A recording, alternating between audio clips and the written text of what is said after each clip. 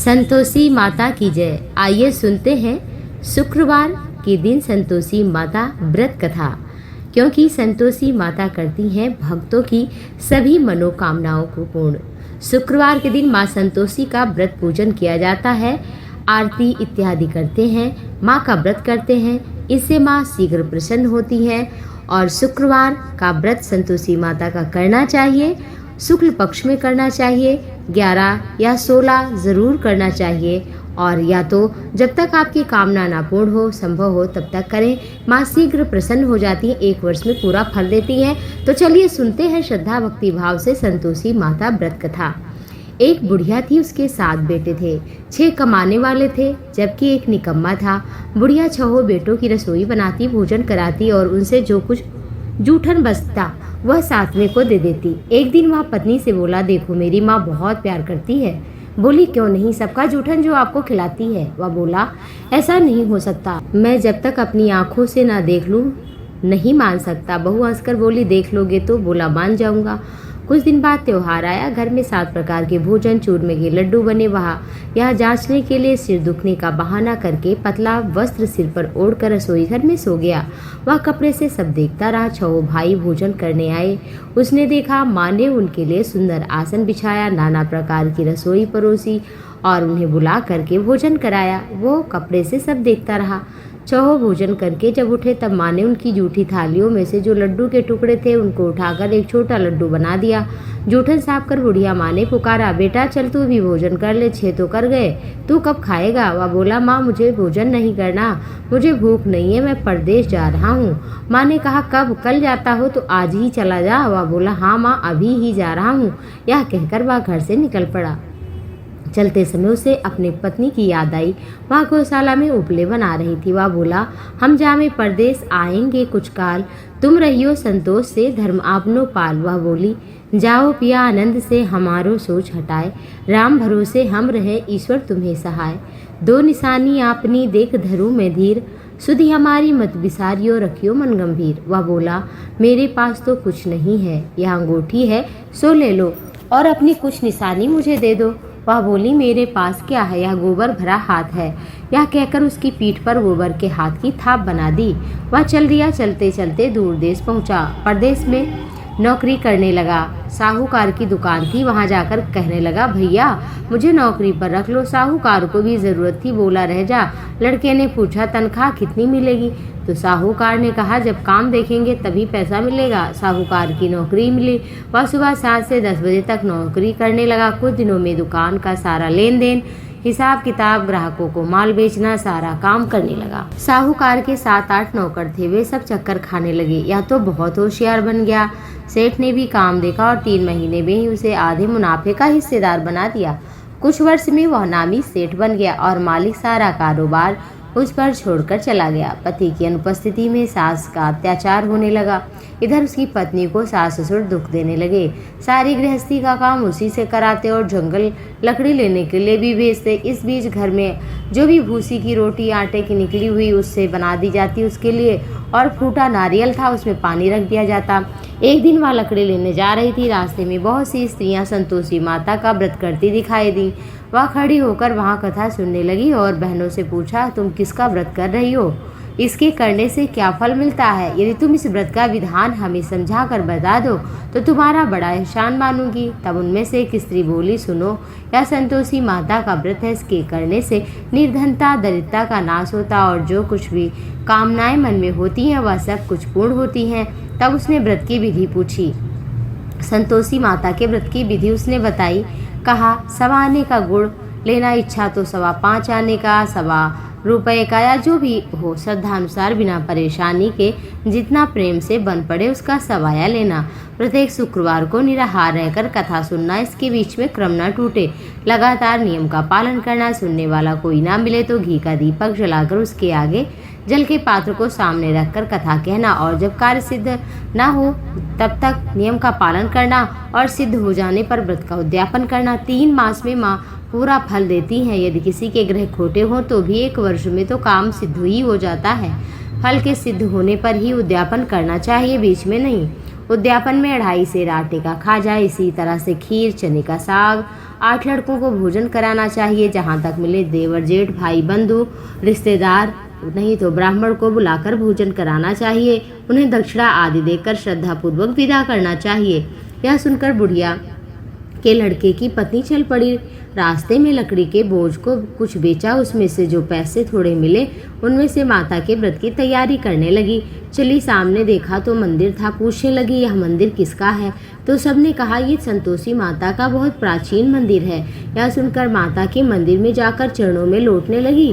दीन होकर बोली, माँ मैं बहुत अज्ञानी हूँ, दुखी हूँ, दीन हूँ, आपकी शरण में आई हूँ। आप जगत जननी हैं, मेरा दुख दूर करो। माँ को दया आई। एक शुक्रवार बीता कि उसके पति का पत्र आया और तीसरे शुक्रवार को भेजा हुआ पैसा।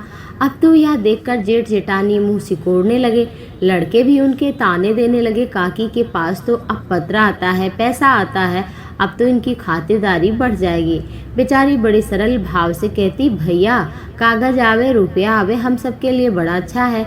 ऐसा कहकर आंखों में उसके आंसू आ गए। फिर वो संतोषी माता के मंदिर में गई, चरणों में गिरकर माँ के रोने लगी। कहा, माँ मैंने पैसा कब मांगा है, मुझे अपने सुहाग का दर्शन चाहिए। तब माता ने प्रसन्न होकर कहा, जा बेटी तेरा स्वामी आ जाएगा। यह सुनकर खुशी से बावली होकर घर में जाकर काम करने लगी। अब संतोषी माँ विचार करने लगी, इस भोली पुत्री को मैंने तो कह दिया तेरा पति आएगा, लेकिन कैसे? वह तो इसे स्वप्न में भी नहीं याद करता।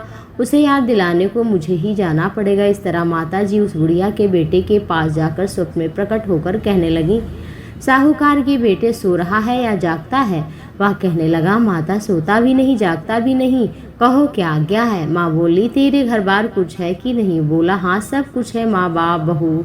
माँ बोली, भोले पुत्र तेरी बहू बहुत कष्ट पा रही है, तेरे माँ बाप उसे बहुत सता रहे हैं, वो तेरे लिए तरस रही है, तू उसकी सुध क्यों नहीं लेता? वह बोला, हाँ माँ मालूम है, परंतु जाऊं कैसे? परदेश में हूँ, लेन देन का कोई हिसाब नहीं है, जाने का कोई रास्ता नहीं समझ आता, कैसे जाऊं?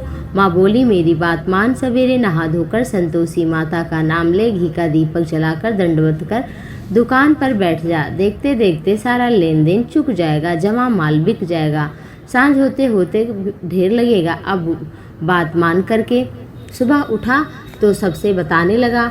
सब तो हंसी उड़ाने लगे। एक बूढ़े ने कहा कि करने में क्या जाता है, तो उसने नहा धोकर संतोषी माता को दंडवत कर घी का दीपक जलाकर दुकान में बैठ गया। थोड़ी देर में रुपया लेने वाले आए, हिसाब करने वाले आए, सामान लेने वाले आए, नगद दाम देकर सौदा करने वाले आए और शाम तक धन का भारी ढेर लग गया। मन में माता का नाम ले चमत्कार देख बड़ा प्रसन्न होकर जाने के वास्ते गहना कपड़ा खरीदने लगा और यहाँ काम से तुरंत निपटा करके घर के लिए रवाना हुआ। उधर उसकी पत्नी जंगल में लकड़ी लेने जाती, लौटते वक्त माता जी के मंदिर में विश्राम करती। वहाँ तो उसके प्रतिदिन रुकने का नियम स्थान था। धूल एक दिन उड़ रही थी। माता से पूछा, हे माँ ये कैसी धूल उड़ रही है? माँ ने कहा, तेरा पति आ रहा है, अब तू लकड़ियों के 3 बोझ बना, एक नदी के किनारे, दूसरे मेरे मंदिर और तीसरा अपने सिर पर रख। तेरे पति को लकड़ियों का गट्ठर देखकर मोह पैदा कर दूंगी, वो यहाँ रुकेगा, नाश्ता पानी खा पी करके तब माँ के पास जाएगा। तब तू पीछे से जाकर लकड़ियों का बोझ उठाकर चौक में गट्ठर डालकर जोर से आवाज लगाना, सासू जी लकड़ियों का गट्ठर लो, भूसे की रोटी दो, नारियल में पानी दो, आज क्या कोई मेहमान आया है? माता जी ने बहुत अच्छा कहकर प्रसन्न मन से लकड़ियों के 3 बोझ बनाया, एक नदी के किनारे और एक माँ के मंदिर पर, तीसरा अपने सिर पर रखा। और इधर वो उसका पति आ पहुंचा। सूखी लकड़ियां देखकर उसके मन में सोचा कि ही विश्राम करते हैं, कुछ खा पी करके तब आगे घर को जाएंगे। इस तरह से वो रुका और भोजन बनाया, विश्राम किया, तब अपने घर गया। सबसे बड़े प्रेम से मिला और अपनी माँ के पास बैठा। उसी समय सिर पर लकड़ी का गट्ठर पीछे से वो लेकर के आई और बोझ आंगन में डालकर जोर से 3 आवाजें दी, लो सासू जी लकड़ियों का गट्ठर, भूसी की रोटी दो, आज क्या कोई मेहमान घर में आया है? यह सुनकर उसकी सास बाहर आई और अपने दिए हुए कष्ट को भुलाने के लिए कहती है, रे बहू आओ, ऐसा क्यों कह रही हो? आओ मीठा चावल खाओ, गहने कपड़े लो और तेरा मालिक आ गया है। उसकी आवाज़ सुनकर पति आया, अंगूठी हाथ में देखकर व्याकुल हो गया। वो ऐसी हो गई थी कि पहचानने में नहीं आ रही थी।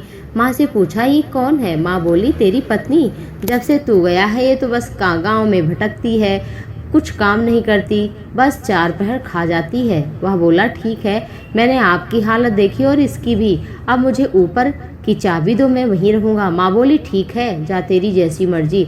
तब वह दूसरे ऊपर मकान की तीसरी मंजिल का वहाँ कमरा खोलकर सारा सामान जमाया। एक दिन में राजा के जैसे ठाट बाट जैसा महल बना दिया।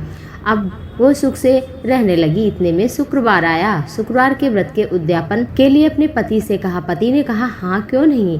वो तैयारी करने लगी और फिर जाकर भोजन के लिए जेठानी के बच्चों को कहा। तो बच्चों को जेठानी ने सिखाया कि जाओ तो लेकिन तुम लोग खटाई मांगना। लड़के खीर खाने आए, पेट भर खाया, परंतु खाने के बाद कहने लगे, हमें खटाई दे दो, हमें अब खीर नहीं अच्छी लग रही है। तब फिर कहा बहू ने, खटाई नहीं दी जाएगी, ये माँ संतोषी का प्रसाद है। तो लड़के बोले, पैसा ही दे दो। बेचारी कुछ नहीं जानती थी, पैसे दे दिए। इतने में हट करके इमली खटाई कहीं खरीद कर खाया। इस पर माता जी बहू पर बहुत क्रोधित हो गईं। राजा के दूत इधर उसके पति को पकड़ कर ले गए। जेठ जेठानी मनमाने वचन कहने लगे, लूट लूट कर धन इकट्ठा लाया है, अब मालूम पड़ जाएगा जब जेल की मार खाएगा। बहू से यह सब सहन नहीं हुआ। रोती हुई माता जी के मंदिर गई। कहने लगी, माँ क्या किया, अब हंसाकर भक्त को रुला रही हो। माँ बोली, तूने उद्यापन करके मेरा व्रत भंग किया है। वह कहने लगी, माँ मैंने कुछ अपराध नहीं किया, मुझसे भूल हुई, मैंने लड़कों को पैसा दे दिया, मुझे क्षमा कर दो, मैं तुम्हारा उद्यापन फिर से करूंगी। माँ बोली, अब भूल मत करना, जैसे तुम आगे जाओगी तेरा पति रास्ते में तुझे मिल जाएगा। वह निकली और रास्ते में पति मिल गया। पूछी, कहाँ गए थे। उसने कहा, इतना पैसा लाया हूँ तो राजा को टैक्स देने गया था। वह बोली, भला हुआ, चलो घर चलते हैं। फिर अगला शुक्रवार आया। वह बोली, मुझे माँ का उद्यापन फिर से करना। पति ने कहा, हाँ क्यों नहीं। तो जेठानी के लड़कों को कहने गई भोजन के लिए, तो वो लोग आए, पहले ही खटाई मांगने लगे। लड़के भोजन से पहले जब मांगे तब कहा, हम खटाई नहीं देंगे। और तब वो सब चले गए। ब्राह्मण के लड़कों को भोजन कराया, उन्हें यथाशक्ति दक्षिणा, वस्त्र और मीठे फल देकर के विदा किया। माँ की कृपा इधर हुई। माँ 9वें मास में चंद्रमा के समान उसे सुंदर पुत्र प्राप्त हुआ। अब प्रतिदिन माँ के मंदिर जाती। माँ ने सोचा, यह रोज आती है, एक दिन मैं ही इसके घर चलूं। विचार कर माँ ने भयानक रूप बनाया। गुड़ चने से सना मुंह, ऊपर से सूंड के समान होठ, मक्खियाँ भी भिनभिना रही थी। देहली पर जैसे पैर रखा तो उसकी सास ने देखा। वो चिल्लाने लगी, कोई चुड़ैल डाकनी आई है, लड़कों इसे भगाओ नहीं तो किसी को खा लेगी। लड़के भागने लगे, खिड़की बंद करने लगे। बहू इधर खिड़की रोशनदान से देख रही थी। प्रसन्नता से पहचान गई माँ को, क्योंकि वो माँ की भक्त थी, और कहा, आज मेरी माँ मेरे घर आई है। बच्चे को दूध पिला रही थी, दूध पीने से हटाया। सास ने जब इस बात को देखा तो क्रोध से उसका पारा गर्म हो गया और बोली, उतावली हो रही है, बच्चे को पटक रही है। इतने में माँ के प्रताप से लड़के ही लड़के नजर आने लगे। वह बोली, माँ मैं जिसका व्रत करती हूँ ये वही संतोषी माता है। सबने संतोषी माता के चरण पकड़े। वो सब क्षमा मांगने लगे, लेकिन माँ ने जब क्षमा नहीं किया तो बहू ने कहा, ये सब माँ आपकी महिमा विधि को नहीं जानते हैं, आपके प्रताप को नहीं जानते हैं, आप इनको क्षमा कर दे। बहू के कहने पर क्षमा कर दिया। इस प्रकार माँ प्रसन्न हुई और कहा कि हे माँ, आपकी पूजा करें, आपकी आराधना करें, आपकी अर्चना करें, वंदना करें, आपके व्रत को सुने, कहे, श्रद्धा भक्ति भाव से आपके नाम का जप करें। हे माँ, आप उसके जितनी भी मनोकामनाएं मन की हों वो सारी पूर्ण करना, उसे धन धान्य देना, अच्छा पति देना, उसके घर में सुख शांति समृद्धि रहे, उसे यश बल धन वैभव सुख समृद्धि की प्राप्ति हो, रोग शोक की निवृत्ति हो, उसके जीवन में कभी कष्ट न आए। बोलो संतोषी माता की जय।